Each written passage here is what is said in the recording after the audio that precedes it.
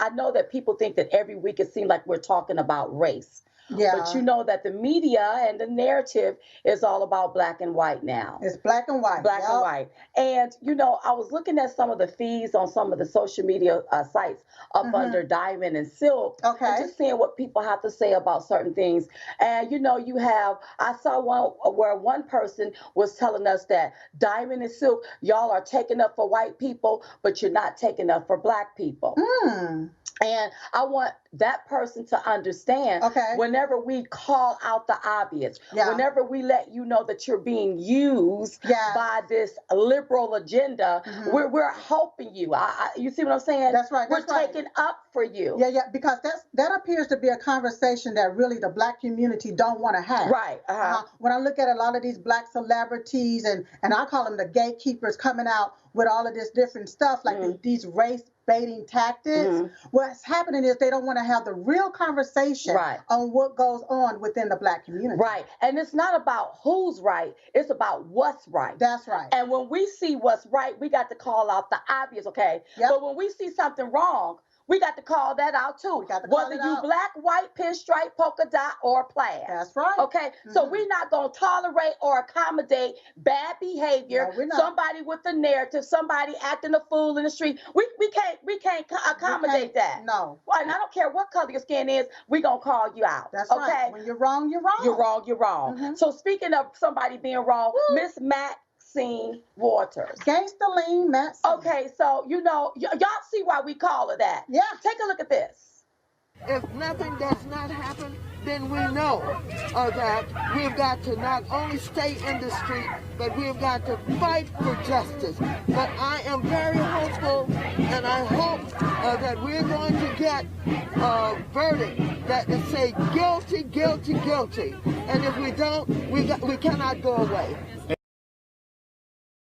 Okay, so you see what I'm talking about? Okay, so to me, that sounded like she was trying to stroke division, inciting violence, and really calling for a racial insurrection. That's right. Not only that, she crossed state lines. She basically intimidated the jurors, and she abused her power. And this vigilante justice that these people are trying to see. This mob mentality.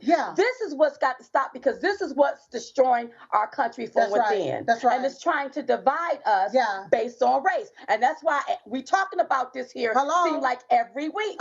You see what I'm saying? And then they want to call her Aunt Maxine. Let me tell y'all something about an aunt. An aunt with morals and values and integrity is not going to entice you or try to convince you to destroy your community while they go back and they live in a $1 million mansion and with a well manicured lawn. That's right. Okay, a true aunt is not going to do that. So she's not no aunt to the hood. No, she ain't the savior to a hood. No, actually, she's like a demigod. Because she's a political leader that's using her. Let me tell you what it is. Okay, a political leader who seeks support by appealing to popular desires and prejudice, rather than using rational argument.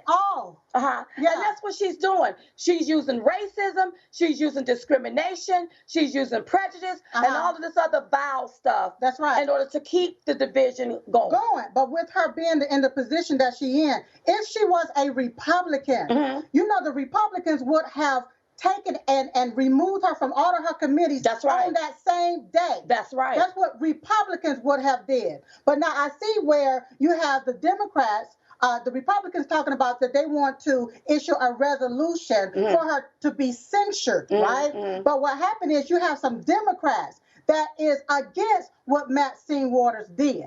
All right. Oh, well, good. They were against it. But when it came down to voting on this here, to table this, all Democrats lined up together and they voted to table this particular resolution that the Republicans have. But here is my deal. Why is it that Republicans, they fold and go cold so easily? Because they scared. Yeah. Yeah. Because they should have already had some type of resolution or something put in place against Maxine Waters. Well, listen, Nancy Pelosi, she's standing with Maxine Waters. Oh, so now, so now, if you incite violence in the name of civil rights, it's okay. Because according to Nancy Pelosi, she said Maxine talked about confrontation in the matter of the civil rights movement. No, this wasn't nothing civil rights about what she said. That's right. Okay, because let me re-emphasize what you said. Yeah. Had this been a Republican out there in the street saying something like that, that's right. These Democrats, look, all chains and fences would have been broke loose in this country. Yep. They would have been censures taken off their committees and everything else. The Democrats would have made sure of it. Yes, they sure would have. That's what would have because happened. The Democrats, what they do, they take and criticize you, vilify you for everything a Republican says, do, whatever issue that they want to rise up against or whatever. Those Democrats sit together and they just compile on all of these different Republicans. Right. And then our Republicans, you sit back and you go along with it. But now here you got Maxine Waters. That's right. And you Republicans, they done got you on the censure. They said no to that. And now what you gonna do, Republicans? Right. Well, I'm telling you, Representative Marjorie Taylor Greene, she put forth a resolution to expel Waters. So I don't know how far that will go. We will see. And another thing I want to point out, you know, this is why when you get a particular age, it's really time for you to step down. Well, Nobody shouldn't have to coerce you or convince you. Just step down. So Nancy Pelosi thanked George Floyd for sacrificing his life. So what she was doing was thanking him for being murdered. That didn't sound right to me. Listen to what she's saying. Nobody sacrificed their life unless y'all used his life to continue on with the narrative to want to divide this country, defund the police, and have people looking silly. Yeah, what you did, you exploited the death of this black man. That's right. Like Democrats always do. Yeah, that's right. It makes me wonder who's getting their kickbacks and their patty whacks. Well, the judge that was presiding over the case did not like what Maxine Waters had to say. You all take a look at this.